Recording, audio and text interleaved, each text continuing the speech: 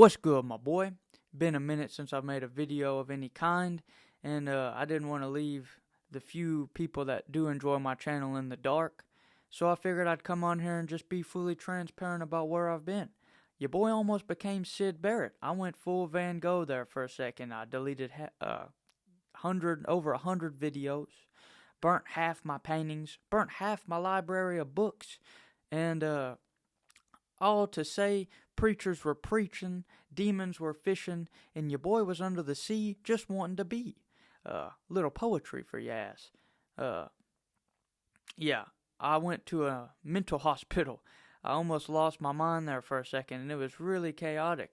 And it was based all around this research that I was doing, really primarily centered around Gnostic texts, trying to prove the Trinity to myself, seeing the Trinity in everything, exploring a little bit of occult, and nothing really defines it truer than that clip. There's a clip online of Christopher Lee, the guy who played Dracula and Count Dooku. There's a video where he's asked about his library of the occult, right? And he's like, I do heed warning to those. You not only lose your mind, but you lose your soul. That type of thing. Your boy didn't lose his soul. I still have my faith in Christ. But I did almost convince myself that I was a messiah there for a second. Family had to intervene, and I ended up going to basically a mental hospital. And, yeah. It was as if I opened up from all of this research and all of this stuff. I opened my mind up like a wound. And I got super paranoid, super scared. It was honestly insane. And there's tons of events. My mind is still cloudy as it is right now. I'll be fully honest. I ain't afraid to say it. They hooked your boy up with some SSRIs. And if you know me, you watch my channel. I used to make my videos in red light. Because that's how hippie holistic I was. And I'm on a tapering off protocol of these now, so it won't be a permanent thing. But it has helped me. I mean, I went off the deep end. I went to a car dealership with my grandpa. I saw through the veil, if you will, of scammers, and I blew up. I put a paper bag on my head, thought I had to pick a lock with jeweler's screwdrivers, and just made an all-around fool out of myself. It was quite the adventure, if you will. I fell down the rabbit hole, was in Wonderland for a little bit, but I remembered I had red shoes on, tapped my feet 3 times, and I came back out on the other side. My family, I couldn't be grateful for anything more than that. My family is my rock. I have an extremely supportive group of people around me that it's even hard to put into words how appreciative I am for them. If it wasn't for them, your boy really might be Sid Barrett. And this was the craziest thing. So it all started from lots of Gnostic text, lots of Kundalini wisdom and sacred secretion, New Age stuff that I was trying to disprove as being stupid, and I was trying to prove orthodoxy to myself. I started seeing the Trinity and everything. I got on this gematria, and the way gematria works is it's like a Kabbalistic thing in Jewish mysticism where you attribute a number. And I started getting into numerology and astrology, not the phony side where they ask for your credit card to give you a reading, but mainly the deeper rabbit holes surrounding it. And there's this thing online called the GE Matrix Calculator where it has 4 versions of a word and numbers, okay? It has the words, which is like, it can be either a sentence or a word. Then from that you have the English version, which is the letters from 1 to 26. Then you have a Jewish version, which this is where my research went crazy. I saw lots of numbers being changed and numerical values being changed that are not just 1 to 26. So it has its own little thing. Then it's the English version, which you could consider like Catholicism, whatever, just English language 1 to 26, A to Z. And then you have the third one, which is a simple. And you have a simple. So you have basically four variables here, and then there's a fifth variable, which is how many times it had been searched. And I had convinced myself with this calculator that, holy cow, this is you have the word, which is like it. All of my bottlenecking of my mind came from the Bible. So in John it says the Word was with God and the Word was God. So I'm like, there's the Word, and then you have 6,000 years ago or whatever. You have 6,000 or 4,000. I don't even know. The numbers are so jangled up. But you have the Jewish faith being revealed. I had convinced myself, and this might be true. This isn't where I really lost my mind. But I thought, like, okay, God chose to reveal all of these specific religions to us at a specific point in time for a reason. And it was based on the zeitgeist of the times, how people digested the information. I was talking about the zeitgeist of the sword, where people had swords versus guns, being an incredibly tumultuous time, so on and so forth. Just lots of things all at once. And like I said, I bottlenecked my mind with all of this knowledge. And I still have my memory. It was crazy. I mean, not only did I go to the dealership, I got exercised by a couple close family friends, if you will. One guy was speaking Hebrew over me, the other one was raining Jesus on me, and I was telling them that I might be the Messiah. It was really crazy. I go to this hospital, they do EKG, blood work, all this stuff, and they realize, well, this kid really ain't on nothing. He's just high on life. No, I stayed up for 3 days. That was the real bottleneck. You got to have your sleep. You can't be on this grind set hustle culture thing. You got to sleep's the most important thing. And I literally lost my sober mind because I didn't get sleep and I was cramming in all this information, and it literally turned your boy crazy there for a second. So after I got exercised, I was just kind of laughing, like, what are y'all doing? This weird code, religious. I was just spewing this Trinity out, 3 triads, 3 faiths revealed, just all of this stuff. And then I go to the hospital, they do all those tests, and people were coming up to me with hives on their face with a mask on, asking me why I put cedar trees in their yard, why they had allergies. That hospital, again, was very out there. I mean, I guess they had their own beliefs, or who knows. It was very weird, but it happened. My grandpa was there with me whenever it happened, and he verified that all that weirdness happened, and that just added to what the professionals deem as a psychosis. So that added to it. That turned into me coming back home more on my little GE matrix calculator. It has I had convinced myself, this is the easiest way to put it, that you have the Word, then you have the Jewish version, which is really mystical, magic involved, lots of things like that. Then you have the English, which is like the Catholic, Christian view of things. And then you have the simple. And I convinced myself that the Muslims has to be the simple because they get so caught up on verbiage and errors in text and just kind of silliness. And then the searchers. So you have 5 variables there. And I'd convinced myself that the God number was 5. And it was just, a lot of it was interesting. It was really interesting. But it was, and I don't even remember half of it. I burned my damn notebook on top of it. I mean, I really went out there, boys. It was something. The only case that reminds me of this is this YouTuber that I used to watch named Brandon Buckingham.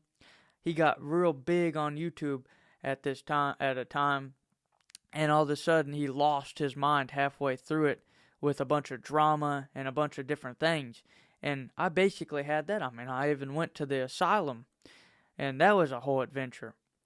I go in this place, my pawpaw and my mama are some of my biggest supporters. I have such a strong family unit that it's the main thing I'm grateful for. I mean, I have so many amazing people in my family. It's unreal. But I go to this place. I'm convinced that I have to make these crazy sacrifices by going in there. And still paranoid.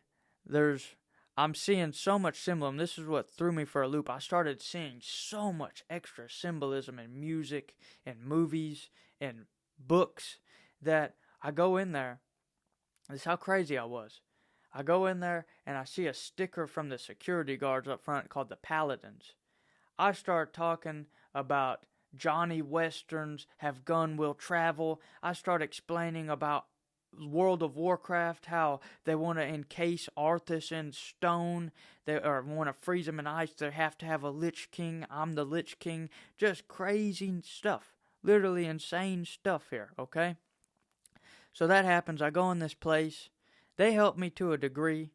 They were testing me so much that it was messing with my head, and I just wanted out of there.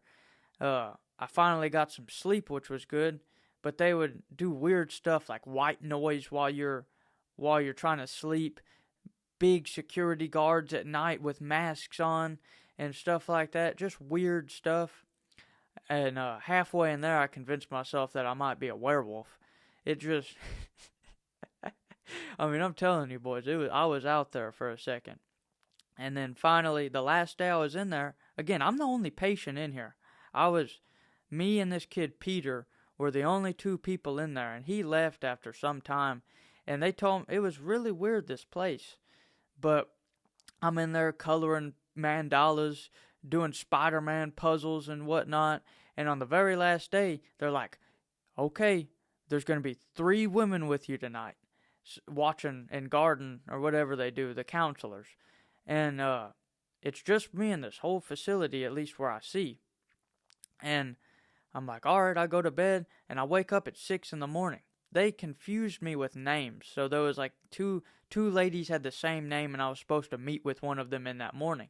And they're acting like they don't know who I'm talking about. And there's this kid named Jamar. I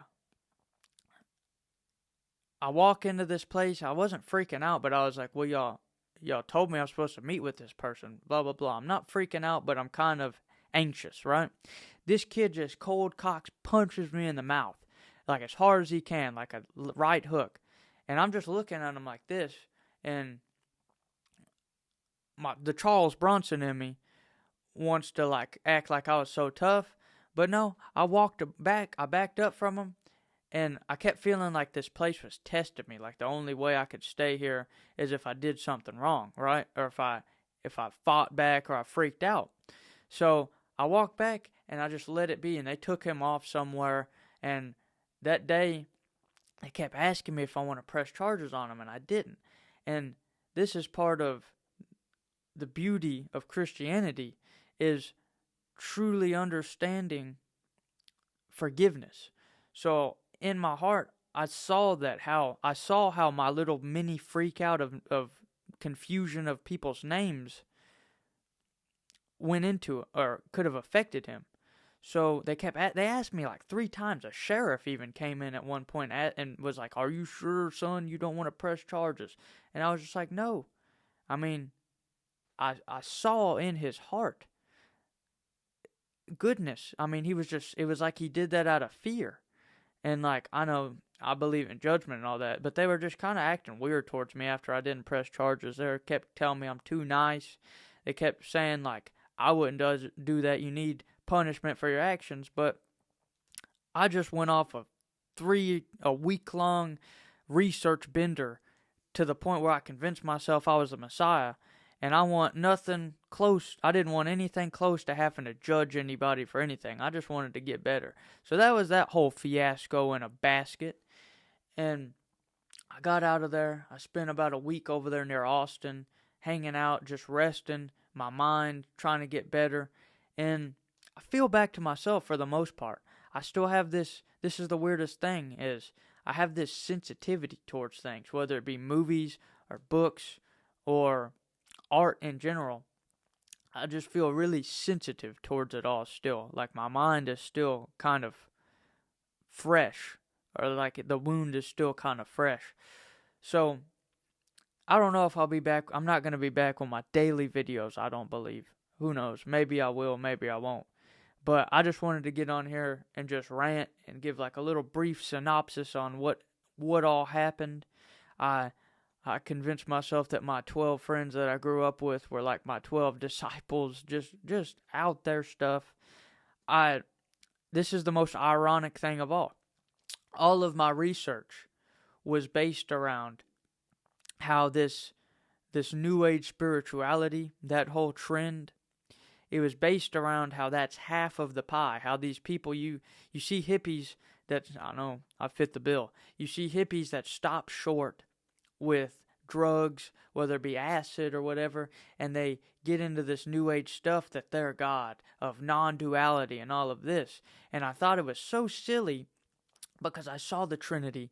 I saw grand liturgies and the architecture of these buildings that people created with the domes underneath, just all of it. There's so much stuff to delve into in the future.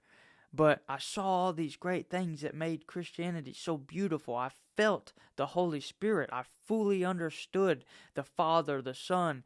I understood how the Son is two parts.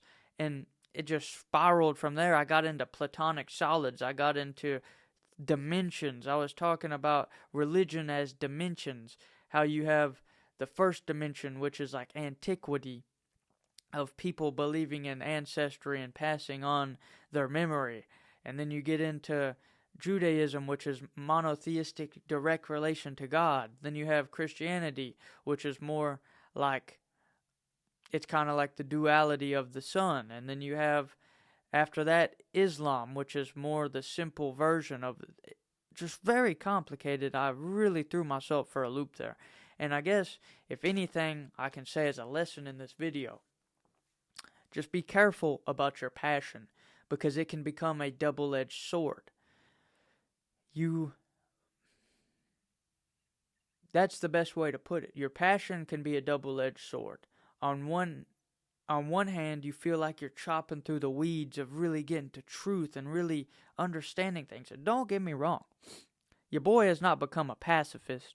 Your boy has not become a hippie. I still hold a lot of my views. I still remember a lot of the things that I was going at with the podcast. I just realized how that double-edged sword, as you chop those weeds back, you can rubber band off something and hit yourself in the face with the sword, if you will, metaphorically speaking. You can absolutely forget about your resources, forget about your family, forget about what's truly been given to you as a blessing, and you're trading all of that for what exactly? For knowledge? Well, that I would choose my family over knowledge every single day. So from here on out, I guess with this channel, I really want to seek wisdom over knowledge, if you will. And I know that's kind of an oxymoron to say, but wisdom is things that have always been. Knowledge is you trying to come over, like there's a reason why ancient texts are so read and so revered and timelessly, forever expanded upon. These books have been around for thousands of years, and there's a reason. And my distinction between knowledge and that is knowledge is the Protestants, how they have 50,000 different denominations, getting into these texts and creating this whole new thing based off of these things. Look, there's things in these churches that have been there for thousands of years. They don't use any deviation from the original text for a reason, because you go so deep down these rabbit holes of meaning and all of this, you drive yourself crazy. And I didn't even have any drugs, no acid, no Molly, no any of this stuff. It was purely, I smoked a little cannabis here and there, little Afghan Kush, but it was, I'll dive deeper into these things in the future, but it was truly a lesson. And who knows, maybe this was a good thing, because I'm a lot more sensitive to art, and I really appreciate the deeper meanings and things a lot more. So that's the video. I'll dive deeper in this in the future. that's what I've been going through. Just want to be transparent. I talk about my autoimmune disorder. I talk about all these things because the only way truly to be yourself is to not be afraid to talk about the things that you truly deal with that are unique to you. And I don't think this is entirely unique to me, which is why I've kind of spun it into a lesson. But just a brief warning. Your boy almost lost his mind from too much research. Value the things that you truly can identify, like your family, your friends. It's the holidays. Put the phone down and just listen. Listen to the stories of your relatives. Listen to your uncle's stories, your grandpa's stories, and truly appreciate them and appreciate the time you have with these people. Because I gave all of that up briefly for something that drove me insane. So anyway, boys, Christ is King, and have a good one.